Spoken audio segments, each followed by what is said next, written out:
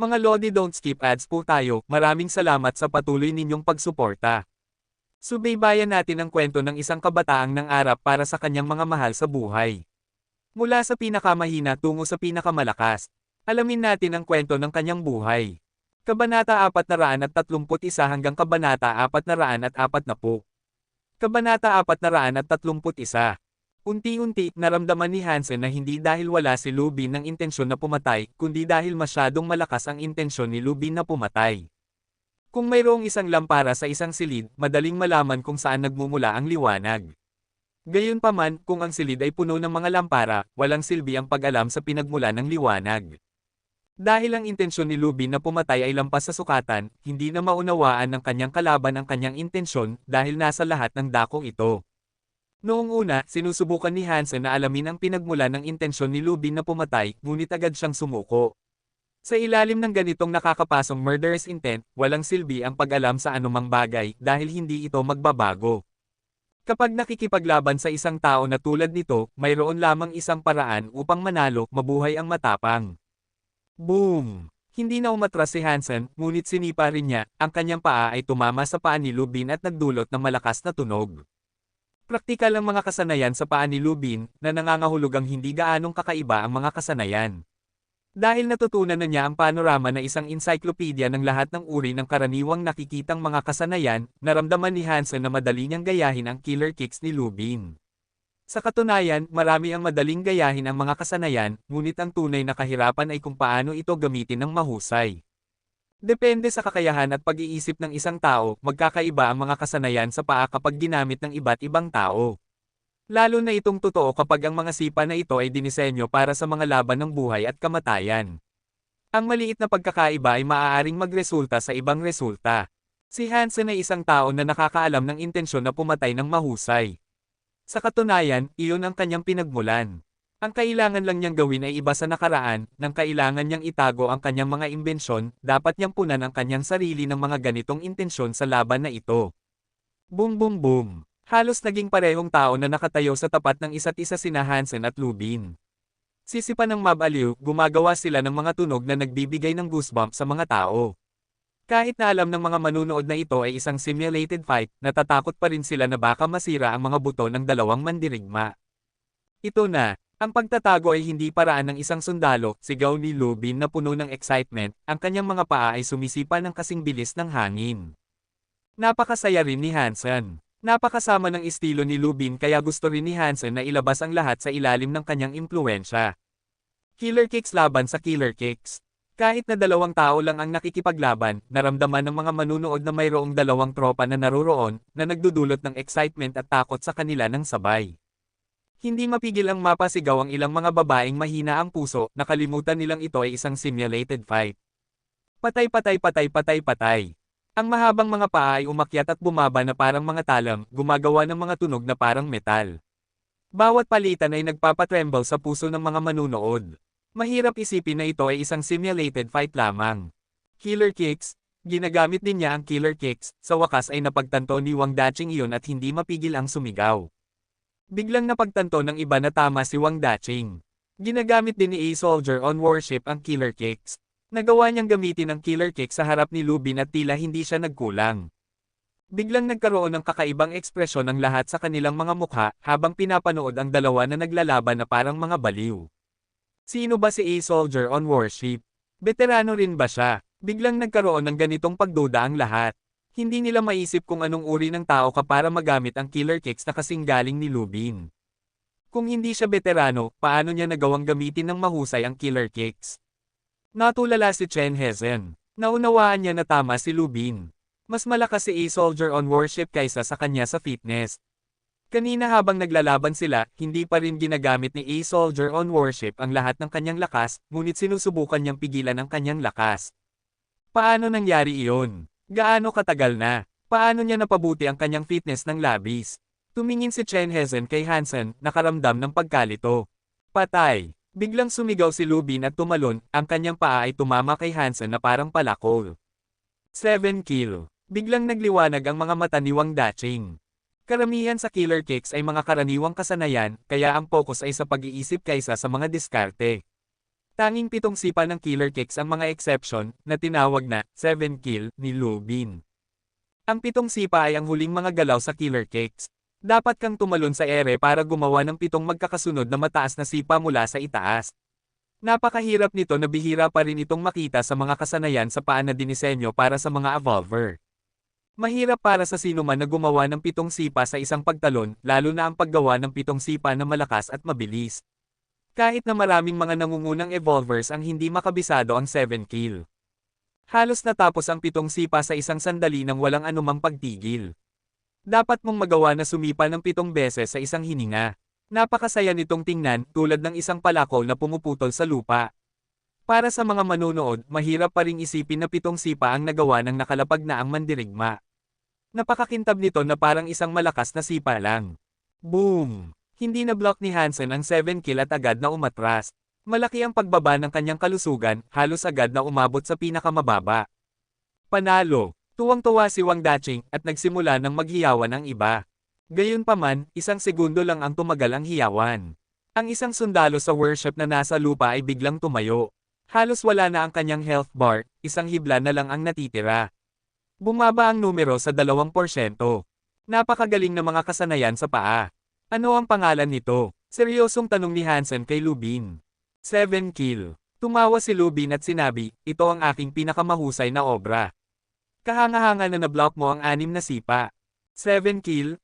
Naitala. Ulit ni Hansen ang pangalan ng kasanayan at biglang naging matalas ang kanyang mga mata.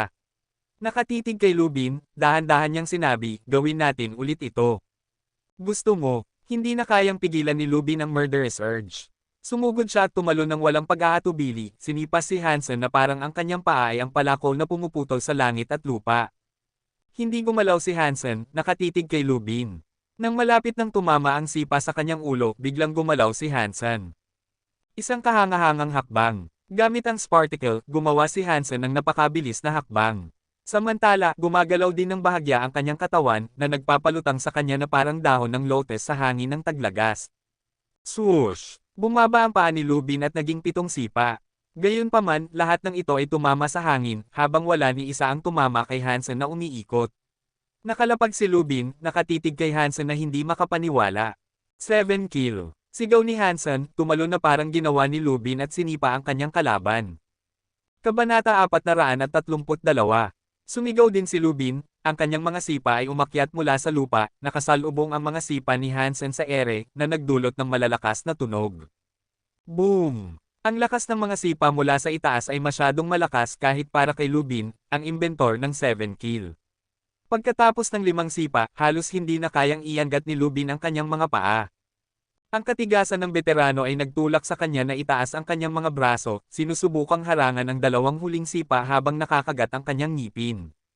Boom boom! Sa 2 malalakas na tunog, na-block din ni Lubin ang 2 huling sipa ni Hansen. Gayunpaman, nabali ang mga braso ni Lubin sa proseso at naging malambot. Sa puntong ito, malapit nang tumama ang lupa si Hansen. Alam ni Lubin, na nakakaalam ng lahat tungkol sa 7 kill, na ito ang perpektong pagkakataon para sa isang comeback. Naubos na ang lakas ni Hansen at hindi pa siya nakahanda ng bagong galaw. Bukod dito, nasa ere siya kaya walang paraan para lumaban siya pabalik. Hindi pinansin ang kanyang mga sirang braso, ginamit ni Lubin ang isa pang braso upang sipain si Hansen ng buong lakas. Boom! Gayunpaman, bago pa man magawa ang sipa ni Lubin, nagbigay ng isa pang sipa si Hansen na nasa ere, na tumama mismo sa dibdib ni Lubin, na nagtulak kay Lubin na agad na umatras na may hindi makapaniwalang ekspresyon sa kanyang mukha. Ang ika-8 sipa, napahinga ng malalim si Wang Daching. Ang dahilan kung bakit tinawag na 7 kill ang mga ito ay dahil pagkatapos ng 7 sipa, maubos na ang lakas ng isang tao at wala nang natitira para gawin ang ika-8 sipa. Gayunpaman, sinipa ni A Soldier on Worship ang ika-8 beses sa ere na hindi kapanipaniwala. Hindi lang si Wang Daching, kundi lahat ng nakakita at natuto ng 7 kill ay alam na imposible ang ika-8 sipa dahil walang paraan para makapag-leverage sa anumang bagay sa ere. Gayunpaman, nagawa iyon ni A Soldier on Worship na lampas sa imahinasyon. Tumama ang lupa si Hansen at sinipa si Lubin na nawalan na ng balanse ng walang pag-aatubili. Side kick, high kick, crossing kick, leg whipping. Napakaganda ng mga kasanayan sa paa ni Hansen, na ganap na isinama ang killer kick sa kanyang mga galaw. Wala nang pagkakataon si Lubin na lumaban pabalik hanggang sa siya ay natalo. Kahit na ginagawa ni Lubin ang kanyang makakaya upang maghanap ng pagkakataon, si Hansen ay isang master sa pagpigil kaya hindi niya binigyan si Lubin ng anumang pagkakataon para bumalik. Tumahimik ang mga bleachers. Walang makapaniwala na natalo si Lubin gamit ang killer kicks at na posible ang ikawalong sipa.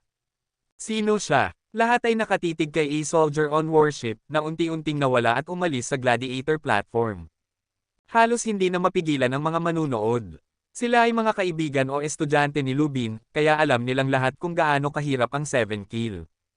Maraming tao ang hindi man lang nakakagawa ng 7 kill, lalo na ang hindi kapani-pani walang ikawalong sipa.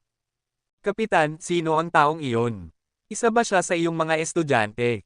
Tumakbo si Wang Dacheng kay Lubin at nagtanong. Hindi niya maisip na mayroong taong makakapagamit ng 7 kill ng ganoon, maliban kung siya mismo ang nagturo kay Lubin. Ako lang ang nakakagawa ng 7 sipa, kaya paano ko matuturuan ng ganitong uri ng estudyante? Sabi ni Lu at nagtanong, na-record mo ba ang laban kanina? Oo, tumango si Wang Dacheng at mabilis na sinabi. Bihira na makipaglaban mismo si Lubin, kaya na-record ng kanyang mga kaibigan ang video. Maraming estudyante ng Ares Martial Hall ang nag-record din ng laban. Noong una, balak nilang matuto mula rito at hindi nila inaasahan na ma-record ang isang nakakagulat na laban. I-play mo. Ang ikawalong sipa pagkatapos ng 7 kill, nagtataka rin ako kung paano niya nagawa iyon. Sabi ni Lubin. Naguguluhan ang lahat. Kahit na si Lubin, ang inventor ng 7 kill, ay hindi naunawaan kung paano nagawa ni A-Soldier on Warship ang ikawalong sipa. Paulit-ulit na pinanood ang video. Natagpuan nila na pagkatapos ng ikapitong sipa, talagang naubos na ang lakas ng sundalo. Gayunpaman, pagkatapos noon, nag-leverage siya sa hangin at nagbigay ng isa pang sipa na hindi kapani-paniwala na panoorin. Paulit-ulit na pinanood ni Lubin mismo, ngunit hindi pa rin niya maunawaan kung paano nag-leverage ang sundalo sa hangin. Ilang mga manunood na naghahanap ng atensyon ang nag-upload ng video sa Skynet at tinawag itong Killer Kicks, 8 kill against 7 kill, na nakakuha ng maraming tao na nagsanay ng Killer Kicks. Noong una, naisip nilang lahat na ito ay isang uri ng panloloko dahil alam ng lahat na nagsanay ng 7 kill na imposible ang ikawalong sipa, kaya ang 8 kill ay hindi posible. Gayunpaman, pagkatapos panoorin ang video ng laban, maraming tao ang nagulat dahil talagang may gumawa ng ikawalong sipa na natalo ang inventor ng 7 kill, si Lubin. Mabilis na naging popular ang video, lalo na sa militar. Lahat ng mga sundalo at opisyal na nagsanay ng 7 kill ay nagulat. Marami ang sumubok na gawin ang ikapitong sipa, ngunit lahat sila ay nabigo ng walang exception. Ang 7 kill ay ang limitasyon, at pagkatapos matapos iyon, imposible nang gawin ang ikawalong sipa. Maliban kung ang isang tao ay naging surpasser na at maaaring baliwalain ang mga limitasyon ng katawan ng tao, imposible lamang na gawin ang ikawalong sipa kahit gaano pa kalakas ang fitness ng isang tao. Sa katunayan, normal na mabaigo sa ikawalong sipa, ngunit abnormal na magtagumpay. Ang dahilan kung bakit nagawa ni Hansen na gawin ang ikawalong sipa ay hindi dahil mas magaling siya sa 7 kill kaysa kay Lubin. Sa katunayan, pagdating sa 7 kill, mas mahina pa rin si Hansen. Ang dahilan ay dahil pinag-aralan ni Hansen ang 7 twists of the chance, na nagpapahintulot sa isang tao na mag-leverage sa hangin ng 7 beses kung mahusay itong nas-anay. Nakita ni Hansen ang 7 twists na ginamit ni Chen Zichen at Zhu Ting at napaka-interesado siya sa martial arts na iyon. Gayunpaman, wala siyang nakitang katulad nito pagkatapos ng maraming pananaliksik. Sa huli, nakahanap siya ng paraan upang mag-leverage sa hangin ng sandali. Gayunpaman, hindi ito maihahambing sa 7 twists. Nagawa lamang ni Hansen iyon batay sa kanyang pag-unawa sa 7 twists, na siyang kanyang limitasyon na. Sa katunayan, talagang gusto ni Hansen na matuto ng 7 twists, ngunit ang ganitong uri ng lihim ng pamilya ay napakahirap makuha. Bukod dito, hindi pa siya nagkaroon ng pagkakataon. Sa parehong oras, sa isang warship, ilang sundalo sa cookhouse ang sama-samang nanunood ng video ng laban ni Lubin. Nakita ng isang matabang sundalo ang ikawalong sipa mula kay A-Soldier on Warship at sumigaw, imposible. Paano nangyari iyon? Kabanata 433. Matapos maglakbay sa kalahating bahagi ng Alliance sa spaceship, nakarating si Hansen sa Galaxy Dongyin. Nang makita niya si Daphne sa isang space harbor, nagulat si Hansen. Noong una, inisip ni Hansen na dahil kahit ang isang sundalo sa kanilang cookhouse ay isang major, dapat si Daphne ay isang advanced warship kung hindi man ang pinakamahusay sa Alliance. Gayunpaman, ang nakita ni Hansen na Daphne ay higit na mukhang isang maliit na barko. Kahit na mukhang advanced, hindi ito mukhang pangunahing barko, nagmukha itong shabby, kahit anong anggulo ang tingnan. Bukod dito, hindi pa narinig ni Hansen na may warship na nakadock sa isang civil harbor. Sa kabuuan, si Daphne ay isang kakaibang spaceship. Gayunpaman, wala nang magagawa si Hansen kundi mag-report kay Daphne. Ang loob ng si Daphne ay talagang marangya na may maraming kagamitan na hindi nakilala ni Hansen.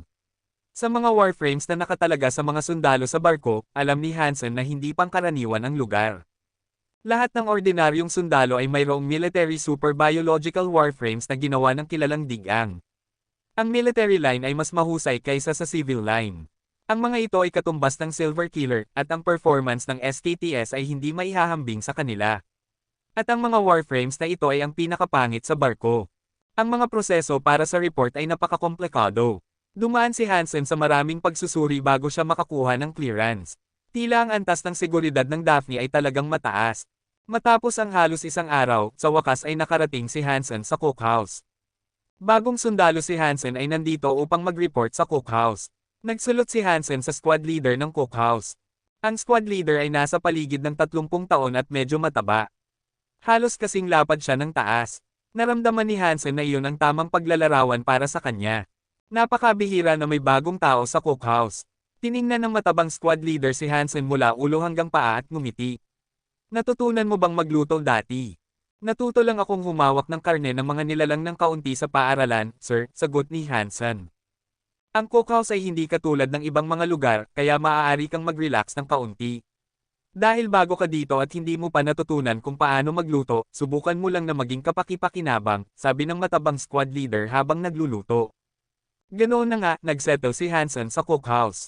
Bukod kay Hansen, mayroong 5 tao doon, ang matabang squad leader na si Luo Sangsen, vice leader na si Liu Mingliang, dessert cook na si Shuge, assistant cook na si Li Jin, at isang handyman na katulad ni Hansen na nagngangalang Qiu Cheng, na naroon 1 taon na bago si Hansen.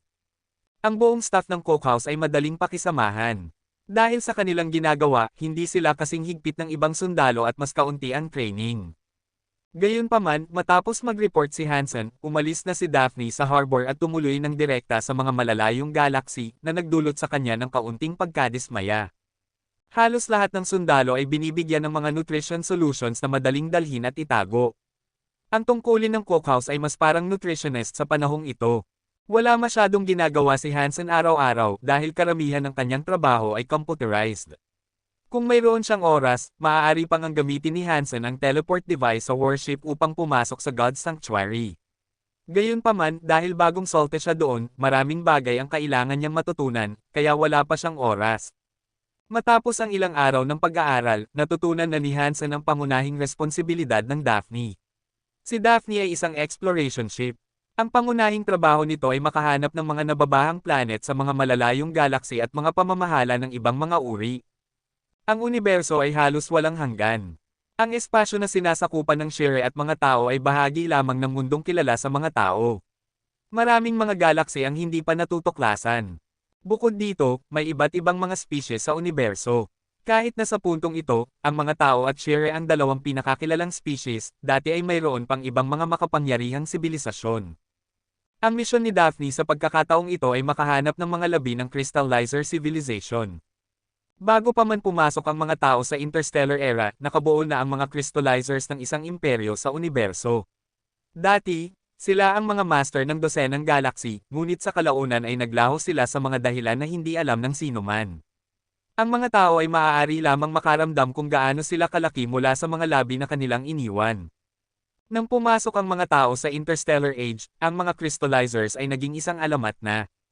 Hindi tulad ng mga tao at Shere, ang mga crystallizers ay isang ibang anyo ng buhay. Ang kanilang buong katawan ay gawa sa mga kristal na mukhang mga higanting diamante na walang mga paa. Gayunpaman, lahat ng mga crystallizer ay may malakas na mental power. Ang mga superpowers na madalas na inilalarawan sa mga pelikulang tao, tulad ng paglipat ng isang bagay gamit ang isipan, ay simpleng piraso ng cake para sa mga crystallizers. Siyempre, ito ay conclusion lamang ng mga tao na nakuha pagkatapos kumonsulte sa impormasyon na iniwan ng mga crystallizers. Dahil walang nakakita ng isang buhay at humihingang crystallizer, walang sigurado kung ang ganitong uri ng mental power ay totoo. Bilang karagdagan sa alamat tungkol sa mental power, ang mga crystallizers ay may maraming kayamanan. Halimbawa, sa kanilang talaan, ang malalakas na crystallizers ay kayang kontrolin ang isang planeta at baguhin ang orbit nito upang gawing kanilang warship. Siyempre, ito ay mga alamat lamang. Gayunpaman, isang bagay ang tiyak. Ang teknolohiya ng memory crystal na ginagamit ng mga tao ngayon ay malaki ang nagmula sa pag-aaral ng agham ng crystallizer.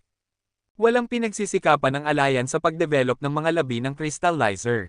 Ang kanilang mga resulta sa pananaliksik ay palaging napakasensitibo, para sa mga karaniwang tao, narinig lang nila ang pangalan ng crystallizer. Dahil ang interstellar travel ay kumakain ng malaking oras, ang mga sundalo ay maaaring pumasok sa God Sanctuary ng libre kung walang tiyak na misyon, basta't bumalik sila sa oras. Lalo na sa cookhouse, maliban sa ilang espesyal na araw, talagang mayroon silang medyo flexible na schedule at mas maraming oras upang pumasok sa God Sanctuary kumpara sa ibang mga sundalo. Kaka-recent lang ni Hansen, kaya hindi siya dapat umalis agad dahil marami pang bagay na hindi niya pamilyar. Ano ang tinitingnan mo? Matapos ang ilang araw, naging magkaibigan na si Hansen sa mga sundalo ng cookhouse. Nang siya ay nagpapahinga, nakita niyang hawak ng matabang squad leader ang kanyang comlink na nanonood ng video at nakaramdam ng pagkamausisa. Ano pa kundi ang video ng 8 kill. Ang ating matabang kaibigan ay may grand vision. Gusto niyang maging mataba na kayang lumipad, nagbiro si Vice Squad Leader Liu Mingliang.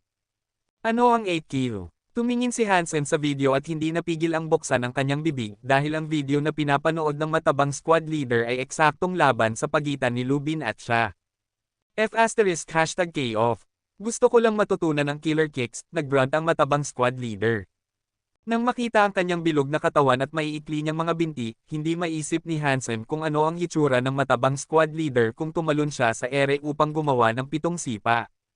Kabanata 434. Matagal pa lang si Hansen sa warship, kaya hindi pa niya nakikilala ang kapitan.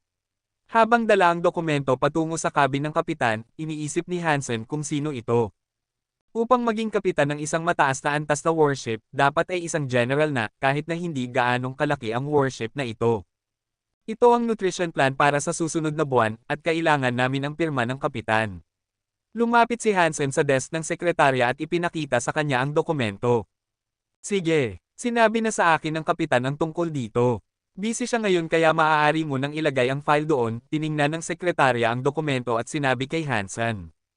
Sige, sagot ni Hansen, lumingon at naglakad patungo sa cabin ng kapitan na dala ang dokumento. Kumatok siya sa pinto, ngunit walang sumagot. Dahil sinabi sa kanya ng sekretarya na ilagay ito sa loob, binuksan ni Hansen ang pinto at pumasok sa silid. Gayunpaman, pagkatapos mabuksan ang pinto, nakita ni Hansen ang isang tao na nakasandal sa desk sa tapat ng pinto na nakangiti sa kanya. Biglang natulala si Hansen, at pagkatapos ay nagsaya. Isinara niya ang pinto, itinapon ang dokumento, tumakbo patungo sa tao, at niyakap siya ng mahigpit. Oh my God! Hindi ba ako nananaginip? Paano, bakit ka nandito? Napakasaya ni Hansen na hindi na niya alam ang kanyang sinasabi.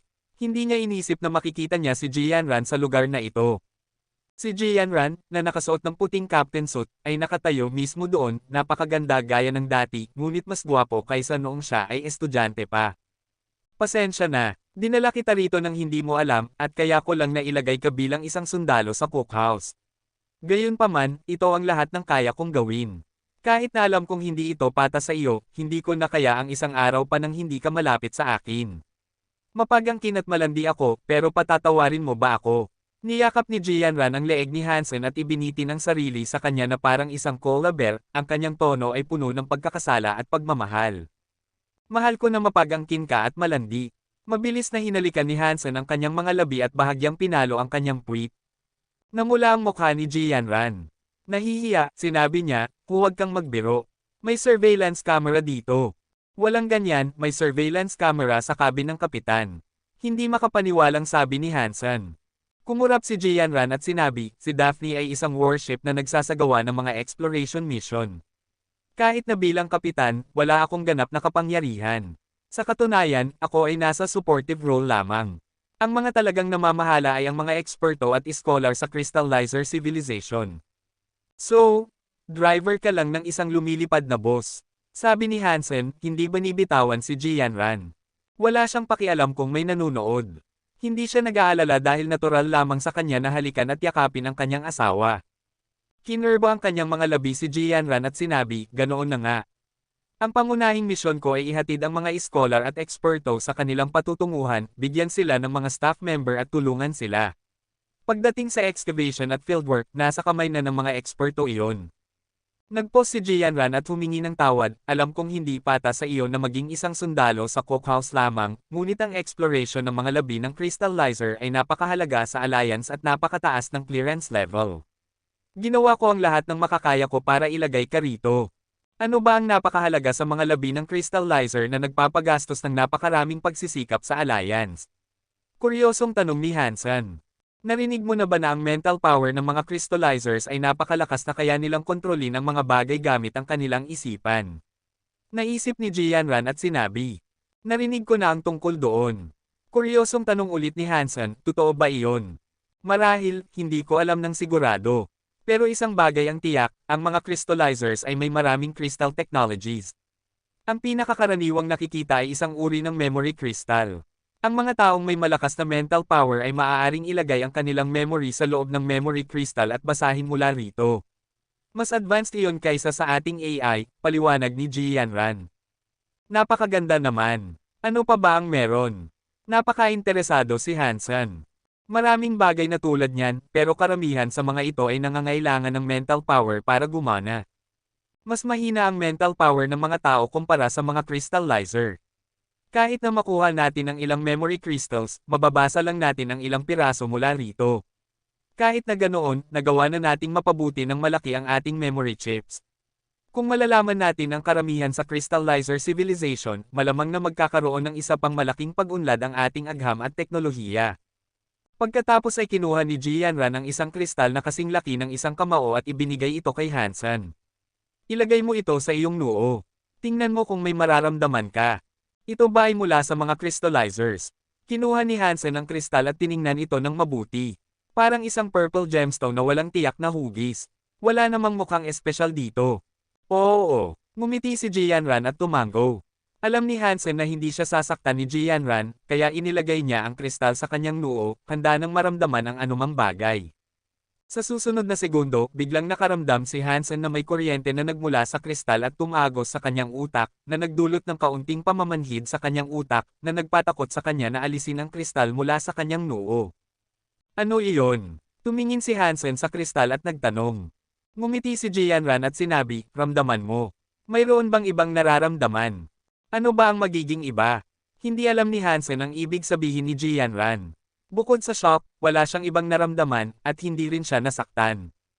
Kumuha si Jianran ng isang file mula sa kanyang desk at inilagay ito sa harap ni Hansen. Mabilis niyang binuklat ang mga pahina at hiniling kay Hansen na tingnan ang mga nilalaman. Matapos basahin ang buong file, isinara niya ang file at ibinalik ito, nagtanong, ano ang ika-6 na salita sa ikatlong linya ng pahina 13? Napakabilis mo. Paano ko ba posibleng, habang sasabihin ni Hansen kung paano niya posibleng maalala, bigla niyang naalala ang pahinang iyon sa kanyang isipan. Malinaw niyang naalala na ang ika-6 na salita sa ikatlong linya ay, itim. Paano nangyari iyon? Ang kristal ba ito? Nagulat na tumingin si Hansen sa purple crystal. Pagkatapos ng evolution, kahit na napabuti ang kanyang memory, hindi ganito kagaling. Gayunpaman, nang muling tumingin si Hansen sa purple crystal, puno na ito ng mga bitek. Ginagalaw ni Hansen ang kanyang mga daliri at biglang nabasag ang purple crystal. Bumagsak sa sahig ang mga piraso ng kristal. Ang ganitong uri ng mga kristal na nahukay mula sa mga labi ng crystallizer ay may espesyal na kapangyarihan na maaaring mapabuti ang mga pag-andar ng utak ng tao. Ang epekto ay pinakamagaling sa simula, at pagkatapos ay humihina ng humihina. Gayunpaman, ang isang maliit na bahagi ng pagpapabuti ay permanente, na mahusay para sa pag-unlad ng utak ng tao, paliwanag ni Jianran. Kabanata 435. Hindi pa matagal si Hansen sa warship, kaya hindi pa siya nakikilala sa kapitan. Habang dala ang dokumento patungo sa cabin ng kapitan, nag-iisip si Hansen kung sino ito. Upang maging kapitan ng isang mataas na antas na warship, dapat ay isang general na, kahit na hindi gaanong kalaki ang warship na ito. Ito ang nutrition plan para sa susunod na buwan, at kailangan namin ang pirma ng kapitan. Lumapit si Hansen sa desk ng sekretarya at ipinakita ang dokumento. Sige, sinabi na sa akin ng kapitan ang tungkol dito. Busy siya ngayon kaya maaari mo nang ilagay ang file doon, tiningnan ng sekretarya ang dokumento at sinabi kay Hansen. Sige, sagot ni Hansen, lumingon at naglakad patungo sa cabin ng kapitan na dala ang dokumento. Kumatok siya sa pinto, ngunit walang sumagot. Dahil sinabi sa kanya ng sekretarya na ilagay ito sa loob, itinulak ni Hansen ang pinto at pumasok sa silid. Gayunpaman, pagkatapos mabuksan ang pinto, nakita ni Hansen ang isang tao na nakasandal sa desk sa tapat ng pinto na nakangiti sa kanya. Biglang natulala si Hansen, at pagkatapos ay nagsaya. Isinara niya ang pinto, itinapon ang dokumento, tumakbo patungo sa tao, at niyakap siya ng mahigpit. Oh my God! Hindi ba ako nananaginip? Paano, bakit ka nandito? Napakasaya ni Hansen na hindi na niya alam ang kanyang sinasabi. Hindi niya inisip na makikita niya si Jianran sa lugar na ito. Si Jianran, na nakasuot ng puting captain suit, ay nakatayo mismo doon, napakaganda gaya ng dati, ngunit mas gwapo kaysa noong siya ay estudyante pa. Pasensya na, dinala kita rito nang hindi mo alam, at kaya ko lang nailagay ka bilang isang sundalo sa cookhouse. Gayunpaman, ito ang lahat ng kaya kong gawin. Kahit na alam kong hindi ito para sa iyo, hindi ko na kaya ang isang araw pa nang hindi ka malapit sa akin. Mapagangkin at malandi ako, pero patatawarin mo ba ako? Niyakap ni Jianran ang leeg ni Hansen at ibiniti ng sarili sa kanya na parang isang koala bear, ang kanyang tono ay puno ng pagkakasala at pagmamahal. Mahal ko na mapagangkin ka at malandi. Mabilis na hinalikan ni Hansen ang kanyang mga labi at bahagyang pinalo ang kanyang puwit. Namula ang mukha ni Jianran. Nahihiya, sinabi niya, huwag kang magbiro. May surveillance camera dito.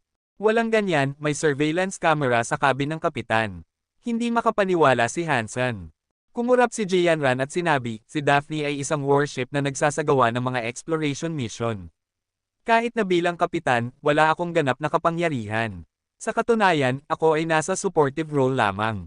Ang mga talagang namamahala ay ang mga eksperto at scholar sa Crystallizer Civilization. Kaya, driver ka lang ng isang lumilipad na boss. Sabi ni Hansen, hindi binibitawan si Jianran. Wala siyang pakialam kung may nanunood. Hindi siya nag-aalala dahil natural lamang sa kanya na halikan at yakapin ang kanyang asawa. Kinerbo ang kanyang mga labi si Jianran at sinabi, ganoon na nga. Ang pangunahing misyon ko ay ihatid ang mga scholar at eksperto sa kanilang patutunguhan, bigyan sila ng mga staff member at tulungan sila. Pagdating sa excavation at fieldwork, nasa kamay na ng mga eksperto iyon. Nagpos si Jianran at humingi ng tawad, alam kong hindi pata sa iyo na maging isang sundalo sa cookhouse lamang, ngunit ang exploration ng mga labi ng Crystallizer ay napakahalaga sa Alliance at napakataas ng clearance level. Ginawa ko ang lahat ng makakaya ko para ilagay ka rito. Ano ba ang napakahalaga sa mga labi ng Crystallizer na nagpapagastos ng napakaraming pagsisikap sa Alliance? Kuryosong tanong ni Hansen. Narinig mo na ba na ang mental power ng mga crystallizers ay napakalakas na kaya nilang kontrolin ang mga bagay gamit ang kanilang isipan? Naisip ni Jianran at sinabi. Narinig ko na ang tungkol doon. Kuryosong tanong ulit ni Hansen, totoo ba iyon? Marahil, hindi ko alam ng sigurado. Pero isang bagay ang tiyak, ang mga crystallizers ay may maraming crystal technologies. Ang pinakakaraniwang nakikita ay isang uri ng memory crystal. Ang mga taong may malakas na mental power ay maaaring ilagay ang kanilang memory sa loob ng memory crystal at basahin mula rito. Mas advanced iyon kaysa sa ating AI, paliwanag ni Jianran. Napakaganda naman. Ano pa ba ang meron? Napaka-interesado si Hansen. Maraming bagay na tulad niyan, pero karamihan sa mga ito ay nangangailangan ng mental power para gumana. Mas mahina ang mental power ng mga tao kumpara sa mga crystallizer. Kahit na makuha natin ang ilang memory crystals, mababasa lang natin ang ilang piraso mula rito. Kahit na ganoon, nagawa na nating mapabuti ng malaki ang ating memory chips. Kung malalaman natin ang karamihan sa Crystallizer Civilization, malamang na magkakaroon ng isa pang malaking pag-unlad ang ating agham at teknolohiya. Pagkatapos ay kinuha ni Jianran ang isang kristal na kasing laki ng isang kamao at ibinigay ito kay Hansen. Ilagay mo ito sa iyong noo. Tingnan mo kung may mararamdaman ka. Ito ba ay mula sa mga crystallizers? Kinuha ni Hansen ang kristal at tiningnan ito ng mabuti. Parang isang purple gemstone na walang tiyak na hugis. Wala namang mukhang espesyal dito. Oo, ngumiti si Jianran at tumango. Alam ni Hansen na hindi siya sasaktan ni Jianran, kaya inilagay niya ang kristal sa kanyang noo, handa nang maramdaman ang anumang bagay. Sa susunod na segundo, biglang nakaramdam si Hansen na may kuryente na nagmula sa kristal at tumagos sa kanyang utak, na nagdulot ng kaunting pamamanhid sa kanyang utak, na nagpatakot sa kanya na alisin ang kristal mula sa kanyang noo. Ano iyon? Tumingin si Hansen sa kristal at nagtanong. Ngumiti si Jianran at sinabi, ramdaman mo. Mayroon bang ibang nararamdaman? Ano ba ang magiging iba? Hindi alam ni Hansen ang ibig sabihin ni Jianran. Bukod sa shock, wala siyang ibang naramdaman, at hindi rin siya nasaktan. Kumuha si Jianran ng isang file mula sa kanyang desk at inilagay ito sa harap ni Hansen. Mabilis niyang binuklat ang mga pahina at hiniling kay Hansen na tingnan ang mga nilalaman. Matapos basahin ang buong file, isinara niya ang file at ibinalik ito, nagtanong, ano ang ika-6 na salita sa ikatlong linya ng pahina 13? Napakabilis mo. Paano ko ba posibleng, habang sasabihin ni Hansen kung paano niya posibleng maalala, bigla niyang naalala ang pahinang iyon sa kanyang isipan. Malinaw niyang naalala na ang ika-6 na salita sa ikatlong linya ay, itim. Paano nangyari iyon? Ang kristal ba ito? Nagulat na tumingin si Hansen sa purple crystal. Pagkatapos ng evolution, kahit na napabuti ang kanyang memory, hindi ganito kagaling. Gayunpaman, nang muling tumingin si Hansen sa purple crystal, puno na ito ng mga bitek. Ginagalaw ni Hansen ang kanyang mga daliri at biglang nabasag ang purple crystal. Bumagsak sa sahig ang mga piraso ng kristal. Ang ganitong uri ng mga kristal na nahukay mula sa mga labi ng crystallizer ay may espesyal na kapangyarihan na maaaring mapabuti ang mga pag-andar ng utak ng tao. Ang epekto ay pinakamagaling sa simula, at pagkatapos ay humihina ng humihina. Gayunpaman, ang isang maliit na bahagi ng pagpapabuti ay permanente, na mahusay para sa pag-unlad ng utak ng tao, paliwanag ni Jianran. Kabanata 436. Husay, Colonel. Matapos makabalik sa cookhouse, binigyan ni Hansen ng thumbs up ang matabang squad leader. Husay ang puwit ko. Sinabi ko sa iyo na ipadala ang isang nutrition plan. Bakit ka natagalan? Sabi ng matabang squad leader, na tila naiinis. Matapos suriin ng kapitan ang plano, nagtanong siya sa akin ng ilang mga katanungan. Dahil bago pa ako dito, wala akong alam at lahat ng maling sagot ang naibigay ko sa kanya, kaya nagtagal. Pinalo pa niya ako ng kaunti. Pagkatapos noon, nakabangga ako kay Colonel Wang. Napaka-saver mo na nandyan ka sa tamang oras, naisip ni Hansen ang kanyang palusot ng matagal. Huwag kang makipag-ugnayan kay Wang Hao sa hinaharap, sabi ng matabang squad leader. Salamat, Colonel. Kahit na hindi natatakot si Hansen kay Wang Hao, ito ay isang nakababahalang sitwasyon. Labis siyang nagpapasalamat na dinala siya ng matabang squad leader palayo. Sinabi sa kanya ni Jianran na ang lahat sa Daphne ay may komplikadong background, kaya hindi niya dapat basta-basta tawanan ang sinuman. Ikaw ay isa sa akin, kaya hindi ko hahayaang may ibang humawak sa iyo. Kung kailangan mong disiplina, ako ang gagawa nito. Binigyan ni matabang squad leader Hansen ng isang palo sa likod at sinabi, gawin mo ang iyong trabaho. Dahil 3 buwan ang layo bago sila makararating sa planet kung saan naruroon ang mga labi, nakipagpalitan si Hansen ng ilang shifts at nag-apply upang pumasok sa God's Sanctuary. Ngayong nag-teleport siya sa God's Sanctuary, nasa ice cave pa rin siya. Sa pagkakataong ito, gayunpaman, mayroong 7 hanggang 8 tao sa ice cave, nagkukwentuhan. Nandoon din si Shuyu. Hansen, bakit ka natagalan? Nandito, ipakikilala ko sa iyo ang lahat. Masiglang ipinakilala ni Shuyu si Hansen sa iba pang grupo. Marahil dahil sa mahirap na kalagayan ng pamumuhay, alam ng lahat ang kahalagahan ng pagtutulungan. Karamihan sa grupo ay madaling pakisamahan at madaling makipag-usap. Ginies, nandito ka rin. Biglang sumigaw ang isang binata kay Hansen. Sino ka? Tiningnan ni Hansen ang binata at napansin na hindi siya pamilyar. Ang pangalan ko ay Liu Feng. Nagtapos din ako sa Black Hawk, 1 taon bago ka. Pero ang mga grado ko ay karaniwan lang, kaya't hindi nakapagtataka kung hindi mo ako nakilala, sabi ni Liu Feng nang may ngiti. Ano bang genius? Liu Feng, kaskwelo mo ba si Hansen? Nagtanong si Shuyu na nagulat. Ikinwento ni Liu Feng sa grupo ang mga pangangailangan ni Hansen sa Black Hawk. Mukhang nagbigay siya ng malaking atensyon kay Hansen at alam pa niyang nagtapos ito bilang major. Nagtataka ang iba pang grupo kay Hansen. Matapos ang mahabang panahon, nahulog si Shuyu at nagsabi, hindi ko alam na nagtapos ka mula sa isang top school at nagtapos pa bilang major. Dapat ay mas maliwanag ang hinaharap mo kaysa dito. Napakahirap para sa iyo na umunlad dito. Hindi naman siguro. Basta't makuha natin ang spirit shelter, magkakaroon tayo ng lahat, sabi ni Hansen na may ngiti. Mayroong teleport device sa spirit shelter, kaya kung ma-occupy nila ang lugar, maaari nila itong gawing human shelter. Ang kailangan lang nilang gawin ay tiisin ang mga pag-atake mula sa mga nilalang sa paligid. Bata, mas mahirap ito kaysa sa pinag-uusapan mo. Ito ang ikalawang God Sanctuary, hindi isang military school kung saan naglalaro ang mga bata. Talagang maaari kang mamatay dito. Isang lalaking nasa gitnang gulang, nasa 40s o 50s, ay umuungol habang nakaupo sa sulok. Pagkatapos ay sinabi niya, huwag mong isipin na makakapalit ka sa lahat dahil ikaw ay isang tao sa military school. Ipapasa ko ito sa iyo kung makapanghuhuli ka ng kahit anong nilalang. Hindi mo na kailangang ibagsak ang spirit shelter. Genius, huwag mong pansinin siya. Dati siyang magaling at nag-evolve na may mutant geno points na na-max out pero napunta rito at nahuli ng halos 20 taon. Wala na siyang masyadong mutant geno points, kaya nawala na siya ng gana na makipaglaban, sabi ni Shoyu. Tumingin si Hansen sa lalaking nasa gitnang gulang, nagulat. Isang Sacred Evolver 20 taon na ang nakalilipas, napakahirap makamit iyon kaysa sa isang Sacred Evolver ngayon, at tiyak na siya ay talagang isang bagay. Kahit na ganitong klase ng tao ay naging ganito, nagdulot ito kay Hansen ng kalungkutan.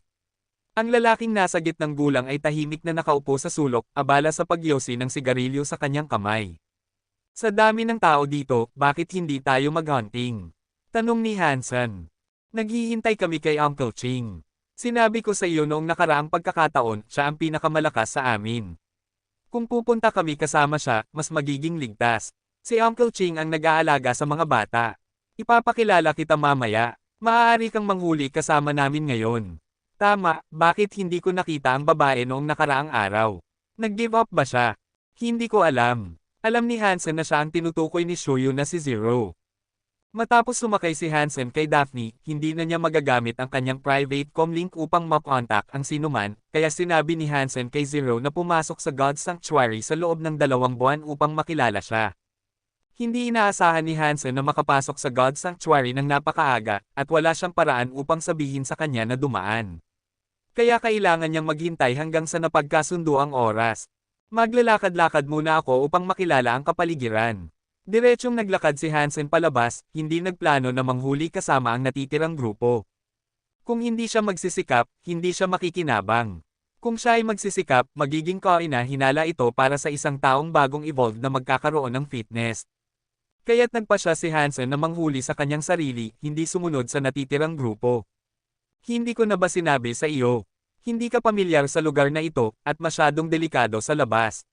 Kahit na gusto mong manghuli mag-isa, dapat kang sumama sa amin ng ilang beses at sumama sa ibang pagkakataon. Kung hindi, talagang masyadong delikado, sabi ni Shoyu. Oo, genius. Napakadelikado ng lugar na ito, sabi rin ni Liu Feng. Alam ni Hansen na mabuti ang kanilang intensyon, ngunit mayroon siyang sariling alalahanin at ayaw niyang mag-aksaya ng oras sa mga walang katuturang bagay. Sinuri ko na ito sa Skynet at natutunan ang ilang bagay tungkol sa lugar na ito. Maglalakad-lakad lang ako at babalik sa 1 minuto. Walang panganib, ipinaliwanag ni Hansen ng walang pag-aalala. Nang si Shuyu ay nasa gitna ng pagsasalita, ang lalaking nasa gitnang gulang ay umuungol, naghahanap ka lang ng kamatayan. Bakit mo pinipigilan siya? Para sa isang taong kasing yabang, nararapat lang na mapatay siya. Hindi na pinansin ni Hansen ang lalaking iyon, kumaway sa natitirang grupo at naglakad palabas ng ice cave. Hindi maganda ang panahon sa araw na iyon. Isang snowstorm ang sumalubong kay Hansen habang naglalakad siya palabas ng kuweba. Naglakad si Hansen patungo sa spirit shelter sa loob ng bagyo. Sa kanyang kakayahan, dapat ay madali para sa kanya na talunin ang mutant creatures at aristocrat spirits. Kahit na hindi siya makakakuha ng spirit shelter sa ngayon, magiging maganda ang makaranas ng mga nilalang at espirito sa ikalawang God Sanctuary. Nang malayo na si Hansen mula sa ice cave, tinawag niya si Meowth upang tumakbo patungo sa bundok. Hindi nagtagal, bigla siyang nakarinig ng isang ungol ng hayop. Isang puting nilalang na may armor na parang yelo sa kanyang likod ang umuungol kay Hansen at Meowth. Ito na ba ang ice-armored beast na pinag-uusapan ni Shoyu? Tiningnan ni Hansen ang nilalang na mukhang katulad ng inilarawan ni Shoyu. Habang iniisip ni Hansen, ang ice-armored beast ay biglang sumugod patungo sa kanya, umuungol. Ang bilis nito ay mas mabilis pa kaysa sa mga sacred blood beast creature sa unang God Sanctuary. Kabanata 437. Humakbang pabalik si Hansen, habang si Meowth ay tumalon na sa ice-armored beast. Boom boom! Nagsimula ng magsapantaha ang dalawang nilalang sa yelo at nyebe. May kaunting bentahe si Meowth at aabutin pa ng ilang sandali bago niya matalo ang kanyang kalaban. Nakapang-isip si Hansen. Ang Ice-Armored Beast ay isang primitive creature lamang, ngunit mayroon na itong kaparehong lakas ni Meowth na isang Sacred Blood Beast mula sa unang God Sanctuary. Talagang hindi pareho ang ikalawang God Sanctuary kumpara sa una. Saan man natatakpan ng Ice Armor ang Ice-Armored Beast, hindi makalusot ang mga kuko at ngipin ni Meowth. Kailangan lamang pumili ni Meowth ng mga lugar na natatakpan ng puting balahibo upang umatake, na nagdudulot sa Ice-Armored Beast ng maraming sugat at pagdurugo. Si Meowth mismo ay nakakuha rin ng ilang scratches, ngunit hindi ito seryoso. Nagkaroon si Hansen ng maikling pangunawa tungkol sa kakayahan ng Ice-Armored Beast at handa na siyang patayin ito mismo. Gayunpaman, biglang umungol ang Ice-Armored Beast, at nagsimulang gumaling ang lahat ng mga sugat nito. Kasabay nito, kumalat ang Ice Armor upang takpan ang buong katawan nito. Naging isang crystal statue ito, kahit ang mga kuko nito ay naging transparent. Bagaman mukhang pareho pa rin, ang Ice-Armored Beast ay nagkaroon na ng ganap na ibang aura. Bigla itong naging isang super boss mula sa isang karaniwang beast. Berserk! Nagulat at natuwa si Hansen. Hindi tulad ng unang God Sanctuary, ang ilang mga nilalang ay maaaring pumasok sa Berserk state sa ikalawang God Sanctuary. Ang estado na ito ay parang hyper-geno arts na maaaring baguhin ang istrukture ng mga selula ng katawan. Sa Berserk state, ang istrukture ng mga selula ng katawan ng mga nilalang ay bumabago ng malaki, pinapabuti ang lakas at kakayahan ng nilalang na makipaglaban. Siyempre, kung makakahuli ka ng nilalang sa Berserk state, ang Beast Soul na makukuha ay nasa Berserk state din, na magiging mas malakas kaysa sa isang karaniwang beast ng parehong antas. Hindi inaasahan ni Hansen na ang unang nilalang na makikita niya sa ikalawang God Sanctuary ay isang nilalang na kayang lumipat sa Berserk state. Maliwanag na ang Berserk state ng Ice-Armored Beast ay lubos na nagpatibay sa depensa nito. Matapos takpan ng buong katawan nito ng Ice Armor, kahit ang mga kuko ni Meowth ay nakagawa lamang ng ilang mababaw na marka. Bigla namang naging walang takot ang Ice-Armored Beast, hindi pinansin ang mga atake ni Meowth, nalululong sa galit at sumusubok na lumunin ang alaga. Inilabas ni Hansen si Meowth dahil hindi na ito makakalaban sa Berserk Ice-Armored Beast. Bukod dito, nais ni Hansen na subukan para sa kanyang sarili kung gaano kalakas ang Berserk Beast. Matapos mawala ang target na si Meowth, ang Ice-Armored Beast ay tumutok kay Hansen. Sa isang umuungol, mabilis itong tumakbo patungo kay Hansen gamit ang lahat ng apat na paa. Nang nasa 50 talampakan na si Hansen, bigla itong tumalon sa kanya. Mag-ingat, Hansen! Isang sigaw ang dumating mula sa malapit. Isang babae na nakasuot ng Arctic suit ang nagsimulang tumakbo patungo kay Hansen habang sumisigaw. Lumingon si Hansen sa babae at biglang nagulat, hindi makapaniwala sa kanyang mga mata. Si Yang Manly pala ay narito rin. Matapos siyang mag-evolve, naipadala rin siya ng random sa lugar na ito. Bobo, ano ang tinitingnan mo? Tumakbo ka na. Nakita ni Yang Manly na nakatingin si Hansen sa kanya sa napakahalagang sandali at siya ay nagulat at nabahala. Kung ang kanyang sigaw ay hindi nakapagil-giyo sa kanya, kundi nagdulot lamang ng pinsala, iyon na ang pinakamasamang bagay na maaaring mangyari. Habang tinitingnan ang Berserk Ice-Armored Beast na halos nasa kanyang mukha na may mga kuko na nagliliwanag ng malamig na liwanag, patuloy pa rin si Hansen sa pagtitig kay Yang Manly, na nagpasakit at nagalit sa kanya. Gayunpaman, hindi na siya makakagalaw kung nais niyang iligtas siya. Sa puntong ito, pinagsisihan ni Yang Manly na lumabas siya ng direkta matapos marinig na nandito si Hansen. Kung hindi niya ito ginawa, baka nakaiwas si Hansen sa mga atake. Ngunit ngayon, tila siya ay nakatakdang mamatay. Mas maaga siyang dumating kaysa kay Hansen at alam ang lakas ng mga Ice-Armored Beasts. Bukod dito, ang nilalang na ito ay isang Berserk Beast. Kahit na ang isang Sacred Evolver ay hindi makakayanan ng isang suntok mula sa isang Berserk Ice-Armored Beast bago maputol ang kanyang leeg. Habang pinapanood ang pag-atake ng Ice-Armored Beast, halos nais ni Yang Manly na ipikit ang kanyang mga mata. Gayunpaman, sa susunod na segundo, itinagan niya ang kanyang mga mata. Nakatitig si Hansen sa kanya na tila nakatingin sa multo. Hindi siya kumilos ng matagal sa gitna ng bagyo. Isang suntok ang ibinigay ni Hansen sa Berserk Ice-Armored Beast na mukhang napakalakas na parang isang puppet ito, na tumama sa isang malaking bahagi ng iceberg at pagkatapos ay dumula sa yelo ng ilang talampakan, sumisiksik ng malalim sa nyebe.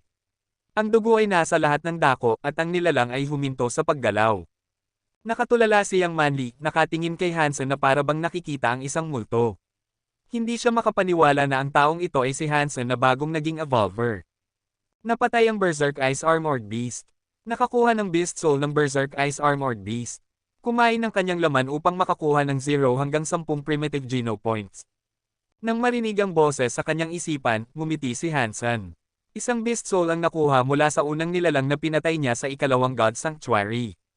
Tiyak na ito ay magandang tanda. Yang Manly, hindi ko inasahan na nandito ka rin. Mayroon bang espesyal na squad dito? Tanong ni Hansen, hindi alintana ang katawan ng Beast. Si Yang Manly ay nagising mula sa kanyang pagkamangha, tinitingnan si Hansen at ang katawan ng Beast, at sinabi, bago ka dumating, ako ang tanging miyembro ng espesyal na squad. Nang marinig ko na nandyan ka, hindi ko ito pinaniwalaan. Mukhang nandito ka nga sa shithole na ito. Alam mo ba kung nasaan ito? Ano ang pinakamalapit na human shelter? Tanong ni Hansen. Iyon ang tunay na nais niyang malaman. Hindi ko alam. Hindi ko alam kung nasaan kami sa ikalawang God Sanctuary. Sa ngayon, walang nakakaalam na makakalabas dito upang makahanap ng ibang tao, umiling si Yang Manly at sinabi. Okay lang ang lugar na ito. Kung hindi marami ang tao, walang makakapagsasamantala sa mga nilalang mula sa amin. Nag-shrug si Hansen at naglakad patungo sa katawan ng Berserk Ice Armored Beast. Ngunit una, kailangan mo munang, sinisikap sabihin ni Yang Manly na kailangan mo munang patayin ang nilalang, ngunit nang maisip ang suntok ni Hansen, nilunok niya ang natitirang bahagi ng kanyang pangungusap pabalik. Kabanata 438. Tinawag ni Hansen ang Golden Growler, inilagay ang katawan ng Ice Armored Beast sa likod nito at umakyat sa ibabaw. Kumaway siya kay Yang Manly at nagtanong, mayroon bang malapit na lugar kung saan makakatago tayo mula sa bagyo? Magpahinga tayo at kumain ng kaunting karne. Nag-atubili si Yang Manly, ngunit lumundag siya sa likod ng Golden Growler, ginagabayan si Hansen patungo sa isang kuweba malapit. Pinaghiwa ni Hansen ang katawan ng Ice Armored Beast gamit ang Cursed Wolf Dagger, kinuha ang mga kagamitan para gumawa ng apoy at nagsimulang mag-barbecue ng kaunting karne gamit ang Beast Soul Arrow bilang skewer. Gumamit din siya ng palayok upang gumawa ng sopas. Talaga bang nag-evolve ka na? Patuloy pa rin si Yang Manly na iniisip ang suntok na ginamit ni Hansen upang patayin ang Berserk Ice Armored Beast. Bilang isang Sacred Evolver, hindi niya ito makakayang gawin. Kahit na siya ay tumama sa Beast ng 100 beses, wala siyang paraan upang patayin ang isang Berserk Ice Armored Beast, lalong hindi sa isang suntok. Para sa isang ordinaryong Ice Armored Beast, marahil kaya niyang patayin ito. Gayunpaman, hindi niya kailanman masisira ang armor ng isang Berserk Beast. Kung ikukumpara, ang suntok ni Hansen ay direktang bumasag sa armor kasama ang layunin ng Ice Armored Beast, na hindi mukhang lakas na pag-aari ng isang evolver na bagong nag-evolve. Narinig mo na ba ang pangalan na Han Jingji? Tanong ni Hansen kay Yang Manly nang hindi nagmamadali. Nang marinig ang pangalan, biglang nagbago ang ekspresyon ni Yang Manly. Kahit na mabilis siyang bumalik sa normal, napansin pa rin ni Hansen ito. Aling Han Jingji? Nakakunot ang noo ni Yang Manly na nagtanong. Si Instructor Han Jingji ng Blue Blood Special Force, ang Qigong Master, sagot ni Hansen. Alam mo tungkol kay Han Jingji. Muli, nagbago ang ekspresyon ni Yang Manly. Nagulat siya na alam ni Hansen ang pangalan ni Han Jingji. Kung gayon, alam din niya si Han Jingji.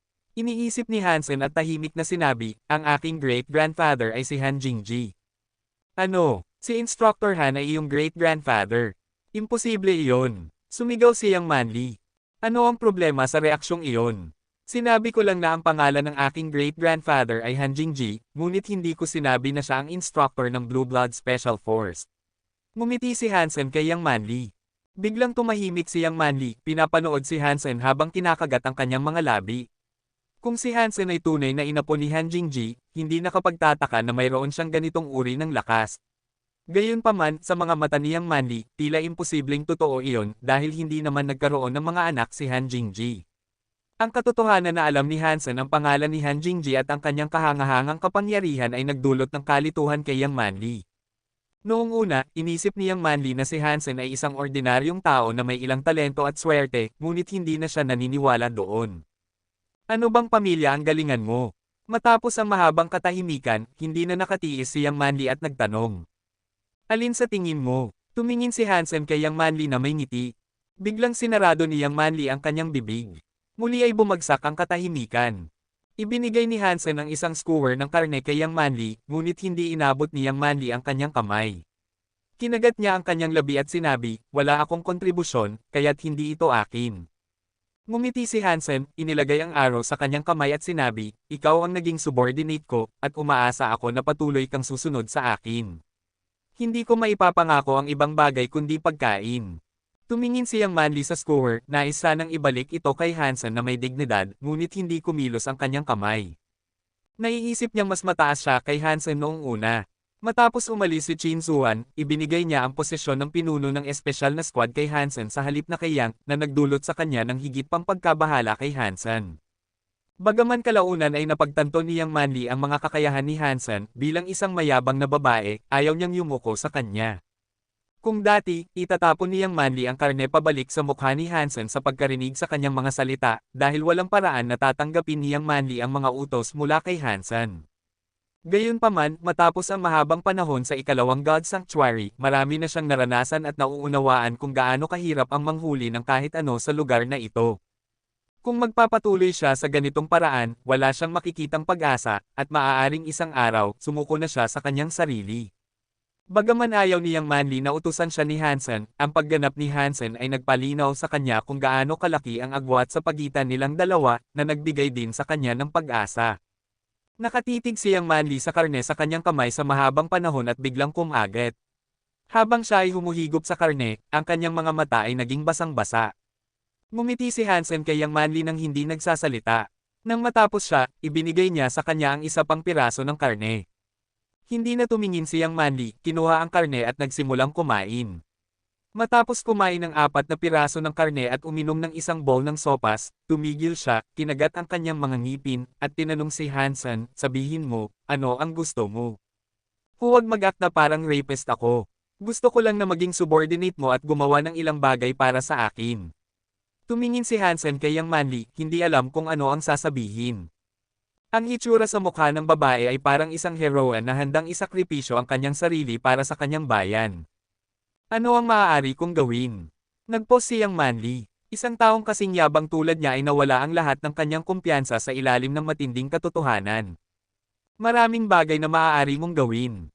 Halimbawa, maaari mong pamahalaan ang spirit shelter pagkatapos kung makuha ito, mangolekta ng ilang protection fee, magbenta ng karne, at kumuha ng ilang tao. Itinuturo ni Hansen ang spirit shelter sa malaking bundok. Hindi nakatiis siyang Manli na malamig na sabihin, nasa taas ka na. Huwag mong asahang makakakuha ka ng spirit shelter dahil lang sa kaya mong patayin ang isang berserk beast. Mayroong hindi bababa sa 100 mutant creatures at isang aristocrat spirit sa loob ng shelter. Alam mo ba kung anong uri ng mga nilalang sila? Anumang mutant creature ay may fitness level na hindi bababa sa 50, at ang mga mas malalakas sa kanila ay magiging 70 o 80. 100 mutant creatures, kasabay ng isang highly intelligent aristocrat spirit na may katumbas na lakas, kahit na na-max out mo na ang ordinaryo at primitive geno points, wala kang paraan upang makuha ang spirit shelter na iyon. Talaga, hindi nakipagtalo si Hansen ngunit sinabi ng magaan. Gayunpaman, sino man ay makakapagsabi mula sa kanyang ekspresyon na may paghamak siya, na siya ring nagdulot ng abala kay Yang Manli. Medyo nagalit, sinabi niya, aaminin kong malakas ka, mas malakas kaysa sa akin. Gayunpaman, ang paghahambing ng kapangyarihan ay nandoon. Hindi mo kayang sakupin ang spirit shelter na iyon ng mag-isa. Ang pinakamagandang gawin ay gamitin ang iyong kakayahan upang manghuli ng maraming primitive creatures hanggat maaari upang ibenta ang mga ito sa iba. Sa ganitong paraan, makakagawa ka ng pera at mapapalakas ang kakayahan ng lahat sa parehong oras. Kapag ang lahat sa atin ay na-max out na ang ordinaryo at primitive geno points, maaari tayong magtulungan upang makuha ang spirit shelter na iyon, na siyang tanging paraan para dito. Kabanata 439. Tama ka, at tama ang direksyon ng iyong iniisip. Gayunpaman, wala akong masyadong oras na masasayang. Kaya gusto kong makuha ang spirit shelter sa loob ng 1 buwan, kalmadong sabi ni Hansen. 1 buwan. Tinitigan niyang Manli si Hansen, na para bang siya ay isang baliw. Oo, 1 buwan? Tumanggo si Hansen at inulit. Sa katunayan, medyo konserbatibo na siya. Sa kanyang kasalukuyang lakas, kaya niyang salakayin ang spirit shelter ng mag-isa. Dahil may fitness level siya na 80 pataas, walang mutant creature na mas malakas kaysa sa kanya. Gayunpaman, mayroong 100 mutant creature sa spirit shelter. Kung sakaling mayroong isang berserk mutant creature, magiging medyo komplikado. Bukod dito, hindi pa nakikipaglaban si Hansen sa isang espiritu, kaya ayaw niyang mag-risk ng sobra. Sa kasalukuyan, kaya niyang mabuhay. Gayunpaman, pagkatapos ng isang buwan, kapag narito na si Zero, magiging madali na ang pagsakop sa isang aristocrat spirit shelter. Gayunpaman, para kay Yang Manly, hindi ka panipaniwala iyon. Sa kanyang mga mata, ang mga salita ni Hansen ay simpleng pagiging walang muwang na hindi dapat manggaling sa isang makatwirang matanda. Tumahimik si Yang Manly. Nagsimula siyang magsisi sa kanyang desisyon. Ang pagsunod sa isang taong nagyayabang ng ganito ay nagdulot sa kanya ng hindi magandang pakiramdam. Wala nang sinabi pa si Hansen. Hindi naman niya sinubukang kumbansihin si Yang Manly. Hindi rin niya pinlano na isama si Yang Manly sa pagsakop sa spirit shelter na magbubunyag sa kanyang tunay na kakayahan. Plano lamang ni Hansen na hilingin kay Yang Manly na alagaan ang shelter pagkatapos niyang makuha ito. Pagkatapos ng lahat, kilala niya ito ng mabuti at medyo nagtitiwala siya dito. Bukod dito, wala siyang ibang masasandalan sa puntong ito. Dalhin mo ang natitirang karne at bumalik ka muna. Kumain si Hansen ng ilang barbecued meat, ngunit dahil masyadong malaki ang ice-armored beast, ang kinain niyang karne ay hindi man lang nagbigay sa kanya ng isang solong primitive Geno points, kaya nagpasya siyang tumigil sa pagkain. Gusto ni Hansen na patayin ang ilang mas maliliit na nilalang na magbibigay sa kanya ng higit na thrill ng pagtaas ng Geno points. Ang ibang mga nilalang ay maaaring mahirap, ngunit ang mga primitive creatures ay napakadaling patayin para kay Hansen. Ako, dalhin ito pabalik ng mag-isa. Tinitigan niyang Manly si Hansen na hindi makapaniwala. Noong una, inisip niya na hihiling si Hansen ng kapalit para sa pagbibigay sa kanya ng ganitong benepisyo. Kung hindi, dapat ba kitang hilingin na sumama sa akin upang sakupin ang spirit shelter? Tumingin si Hansen sa kanya na may ngiti. Namula siyang Manly, mahigpit na kinuyam ang kanyang mga kamao nang hindi nagsasalita. Kahit na hindi ito sinabi ni Hansen, natagpuan niya na naging pasanin siya, isang walang silbing pasanin. Bukod dito, ito ay sa harap ng isang taong dating kanyang hinahamak, na nagdulot kay Yang Manly ng sobrang kahihiyan na nais niyang mawala sa isang butas. Hintayin mo akong bumalik. Natural na hindi naintindihan ni Hansen ang iniisip niya. Sa kanyang pananaw, si Yang Manly ay isang taong mapagkakatiwalaan sa shelter, kaya gusto lang niyang makuha ang tulong nito.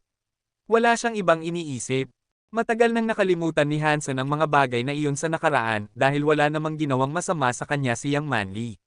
Sa kabaligtaran, tinuruan pa nga siya nito ng archery. Inayos ni Hansen ang kanyang mga gamit at kumaway ng palm kay Yang Manly, naglakad palabas ng kuweba at nawala sa bagyo. Habang pinapanood niyang umalis si Hansen, ang ekspresyon ni Yang Manly ay naging komplikado. Hindi niya napagtanto hanggang sa sandaling ito na sa tuwing nakikita niya si Hansen, nagbabago siya. Sa puntong ito, tanging ang tingin niya ay nasa kanya. Noong isang panahon, sinabi niya kay Hansen na pumunta ng mas maaga sa ikalawang God's Sanctuary dahil ito ang tunay na entablado. Gayunpaman, napagtanto niya na wala siya sa harap ni Hansen sa kabila ng katotohanang mas maaga siyang pumasok sa ikalawang God's Sanctuary kaysa sa kanya. Ang tanging magagawa niya ay maging subordinate niya. Nagmarcha si Hansen patungo sa malaking bundok ng nyebe kung saan matatagpuan ang spirit shelter. Magiging pinakamaganda kung kaya niyang makuha ito ng mag-isa. Kung hindi siya maswerte, maaari siyang manghuli at maghintay kay Zero na dumating. Kahit na ang daan patungo sa bundok ay mukhang diretso, talagang tumatagal ng maraming oras upang makarating. Nang sumakay si Hansen sa Golden Growler ng higit sa kalahating araw, hindi pa rin siya nakakarating sa bundok. Sa harap niya, biglang mayroong isang malaking ice cliff na higit sa 1,000 talampakan ang lapad sa harap niya. Tinitingnan ng ibaba ng bangin, hindi makita ni Hansen ang ilalim nito. Habang lumalalim ito, mas lumiliit ito. Unti-unti, ito ay naging isang itim na linya na parang pasukan sa impyerno. Nang malapit ng tawagin ni Hansen ang Golden Rock Worm King upang dalhin siya sa ere, bigla siyang nakarinig ng kakaibang ingay mula sa malalim na bahagi ng bangin. Crack! Crack! Ang ingay ay pare-pareho at mabilis, na parang may paulit-ulit na nag-chisel ng yelo. Tumingin si Hansen sa ibaba ng bangin, at ang ingay ay naging mas malinaw. Hindi nagtagal, nakita ni Hansen kung ano ang gumagawa ng ingay. Sa ice wall ng bangin, isang malaking malambot na puting spider ang mabilis na umakyat sa ice cliff, na iwinagayway ang mga kuko nitong parang karit. Mukhang napansin siya ni Hansen at itinuring siyang biktima. Nakaligtas ka na, pero kailangan mong magpakamatay dito. Aalisin muna kita. Humakbang pabalik ng kaunti si Hansen, naghihintay na makaakyat ang malaking spider mula sa bangin. Sa isang iglap, nakarating na ang spider sa itaas. Ang katawan nito ay parang isang bola ng nyebe, at ang 8 paan nito ay napakatalas na may puting mga barbs, na mukhang nakakatakot. Tiningnan ito ni Hansen ng mabuti at naisip na parang king crab. Nagtaka siya kung ang karne nito ay kasing sarap ng crab. Dahil hindi alam kung gaano kalakas ang spider, tinawag ni Hansen ang Golden Rockworm King at inutusan itong salakayin ang spider. Kahit na mukhang kahanga-hanga, ang puting spider ay isang primitive creature lamang. Matapos ang ilang suntok, pinaghiwa-hiwa ng Golden Rockworm King ang puting spider. Napatay ang primitive creature snow spider. Walang nakuha na beast soul. Kumain ng laman nito upang makakuha ng 0 hanggang 10 primitive geno points.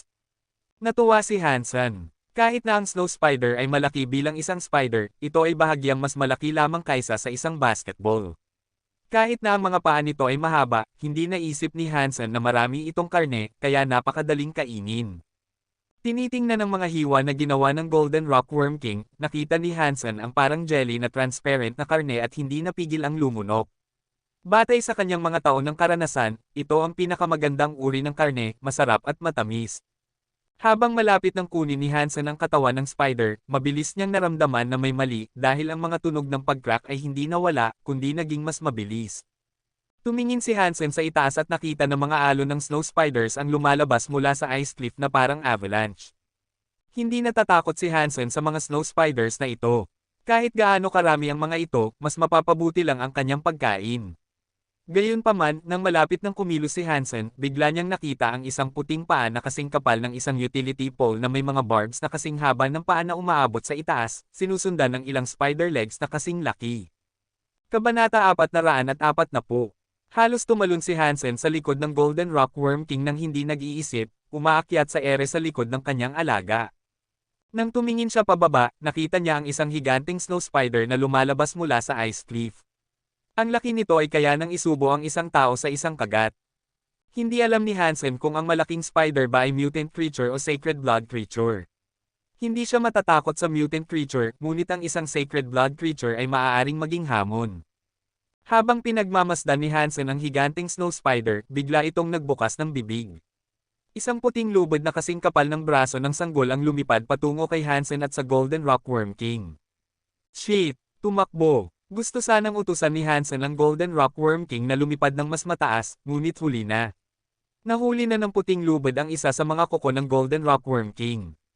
Mabilis na sinubukan ng Golden Rockworm King na putulin ang lubid gamit ang iba pang mga kuko nito. Gayunpaman, napansin niyang ang mga matatalas na kuko nito ay nagdikit-dikit dahil sa puting lubad. Mahigpit na hinaila ng snow spider ang puting lubad. Kahit na mabilis na pinapalayas ng Golden Rockworm King ang kanyang 4 na pakpak, hindi nito kayang labanan ang lakas ng spider at nahihila patungo sa spider ng puting lubad. Sacred Blood Creature. Nagulat si Hansen. Wala pa siyang kakayahan upang patayin ang isang Sacred Blood Creature. Hindi na kinakailangan na isugol ang kanyang buhay. Nakita na malapit na siyang mahayla patungo sa spider kasama ang Golden Rockworm King, hindi na nag-atubili si Hansen at tinawag ang Desert Bird at Cursed Wolf Dagger. Umugong ang Desert Bird at naging isang pulang Golden Firebird, na umiikot sa itaas ng ulo ni Hansen, nagbibigay ng gintong pulang liwanag sa Cursed Wolf Dagger at Golden Rockworm King. Sa epekto ng aura mula sa Desert Bird, lumakas ang mga pakpak ng Golden Rockworm King.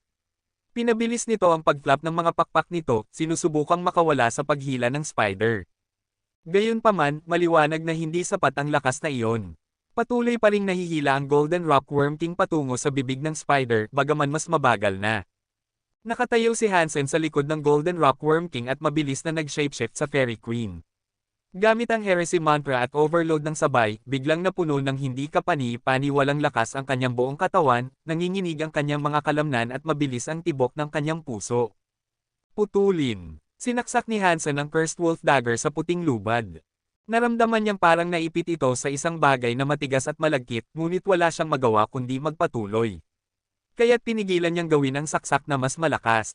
Malaking pagbabago ang naganap sa puting lubad at sa wakas ay nabasag ito. Ang nabasag na lubad ay tumalbog pabalik sa bibig ng higanting snow spider. Mabilis na ibinalik ni Hansen ang Golden Rockworm King na bagong nakabalik ng kalayaan, lumapag sa nyebe, at mabilis na tumakbo palayo. Ang mga sacred blood creatures ay dapat may fitness index na hindi bababa sa 80. Maraming sacred blood creatures ang mayroon pang fitness level na higit sa 100.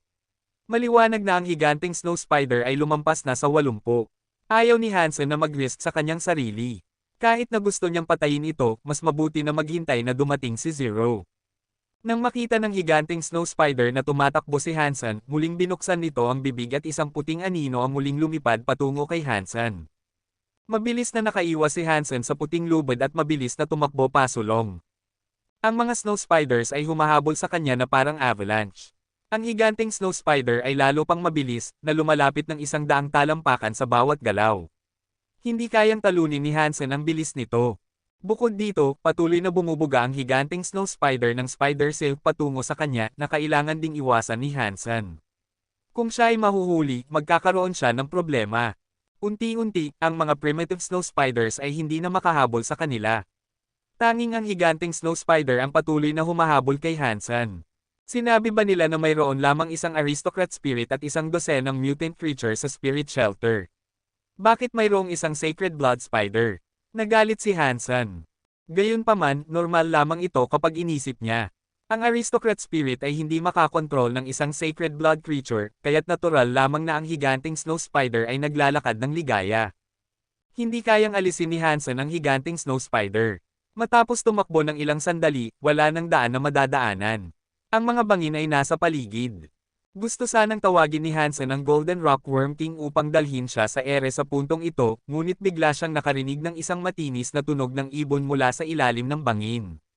Sa ingay ng mga pakpak, isang higanteng ibon na may itim na balahibo na kasing itim ng tinta ang lumipad mula sa bangin, ang mga pakpak nito ay 100 talampakan ang lapad. Shit! Diyos ko, hindi mo kailangang maglaro sa akin ng ganito. Maaari bang maging magkaibigan tayo? Ang mga ibon ang uri ng nilalang na pinaka-kinatatakutan ni Hansen. Noong mga nakaraang araw, halos napatay siya ng isang silver bird at napilitan siyang tumakas sa pamamagitan ng pagtalon sa isang ilog. Nakakasalubong ang isang napakalaking ibon muli, nakaramdam si Hansen ng masamang pangitain. Talaga, ang itim na ibon ay agad na bumagsak kay Hansen matapos umakyat. Ang bilis nito ay parang isang itim na tornado, mabilis, malakas, at nakakatakot. Kahit na iniisip niya ito, alam ni Hansen na ito ay isang sacred blood creature dahil naglakas loob itong agawin ang pagkain mula sa higanteng snow spider. Batay sa bilis ng itim na ibon, alam ni Hansen na tiyak na ito ay isang pambihirang nilalang. Dahil sa kanyang malas na kapalaran, walang paraan si Hansen na makatakas sa higanteng snow spider na humahabol sa kanya sa likod at ang itim na ibon na humaharang sa daan sa harap.